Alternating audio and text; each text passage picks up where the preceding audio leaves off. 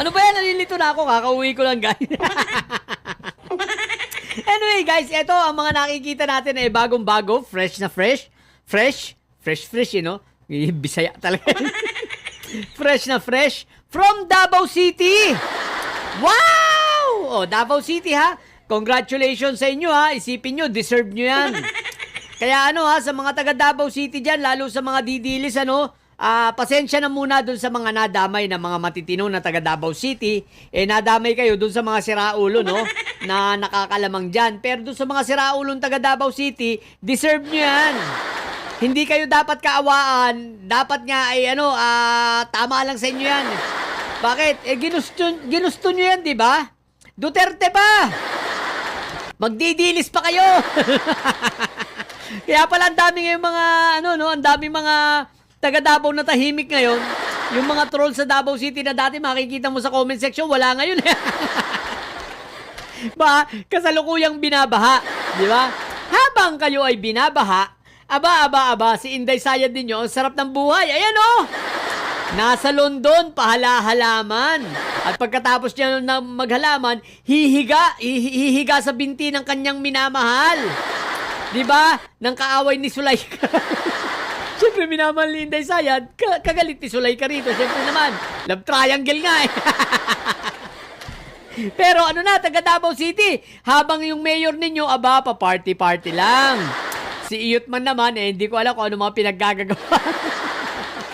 Ang sigurado, pinababayaan kayo ng ng mga namumuno nyo dyan. Isipin mo, 51 billion, pinapasok. May mga videos ba ako napanood, yung bahay nila pinapasok na, mga nag-iiyakan. Sa mga didilis, pues wag po kayong magsipag-iyakan. Deserve nyo yan. Bakit kayo iiyak? Bakit kayo aangal? Huwag kayong umangal. Bakit kayo aangal? Wala kayong karapatang umangal. Wala kayong karapatang umiyak sa lahat ng nangyayari sa inyo dyan. Diba? Dahil yan ay ginusto ninyo. Diba tuwan-tuwa pa kayo kahit alam na ninyo na may 51 billion si Iyutman sa flood control ninyo? Diba tuwan-tuwa pa kayo sa kanila? So, bakit kayo mag-iiyak? Bakit kayo mag-aangal? Bakit kayo magdadrama-drama dyan at mag-video-video na parang aping-api kayo? Dapat ang video ninyo, tuwan-tuwa kayo. Mag-video kayo kung nang nagpapasalamat kayo dahil binaha kayo, mga bobo. Ang i-video nyo, ay salamat! Ang Davao City binabaha! Thank you, Iyutman, dahil may 51 billion tayong budget, ibinulsa mo! Ganon! Dapat natutuwa kayo dahil gano'n naman kayo, diba? Tuwan-tuwa kayo sa mga namumuno sa inyong sila Iyutman. At saka si Mayor Barbie ninyo, nandun pa, party-party lang. Magpasalamat kayo, huwag kayong magagalit sa kanila. Dapat matuwa pa kayo. Tapos ang ipanalangin nyo sa Diyos ay kulang pa yan. Sana damihan pa. Sana ulanin pa kayo ng marami. At huwag kayong sabihin nyo na tumigil ang ulan eh. Ambon pa nga lang yan eh. Kaya sabi ko na ang panalangin nyo, ulanin kayo ng marami para ma-experience pa ninyo na lalo pa kayong maging masaya. Di ba masaya nga kayo? Kaya sinasabi ko ito, pasensyahan tayo. Dahil nga mga bobo kayong inayupa kayo, di ba yan naman ang gusto ninyo? Ayaw ninyo na tinutuwid, ayaw ninyo na kinikriticize sila Barbie ninyo, ang mga Duterte ninyo, di ba? Di deserve nyo yan. Kulang pa nga yan. Sipin mo, 51 billion na flood control, umambon lang, umulan lang, ganyan na. Tapos may mga pinapasok sa loob na ng bahay, nag-iiyak na. Talagang matatawa ako sa inyo, magalit na kayo kung magalit, wala akong pakialam. Kasalanan nyo yan. Isipin ninyo, tuwan-tuwa pa kayo. Di ba hindi nyo tinutulig sa yung 51 billion, ayaw nyo hanapin? Sabi pa nung isang vlogger, hindi, normal yan, mabilis namang humupa. Mabilis pa lang humupa. Kala ko pa mabilis bakit ilang araw na kayong binabaha? Oo nga pala, ilang araw nang umaambon. Oy, naku naman kasi ang kalangitan, bakit ba kayo nagbababa ng ambon tsaka ng hamog? Alam mo naman na pag nagkahamog tsaka umambon man lang, ang Davao City nalulubog na sa baha. Diba? Ang Singapore, mini Singapore ng Pilipinas. Ang Davao City na ang laki ng budget sa flood control, pinakamalaki sa lahat. Sa kasaysayan ng bansa, 51 billion. Ayan, binabaha. Kakaunti naman ang tao. Ang laki ng lupain. Malapit sa dagat. Diba, kumbaga Kumbaga, ang daming paraan na hindi sila bahain. Pero ayan, binabaha. Habang yung dahilan ng kanilang pagbaha, andun na sa ibang bansa. Tuwan-tuwa, nag-e-enjoy.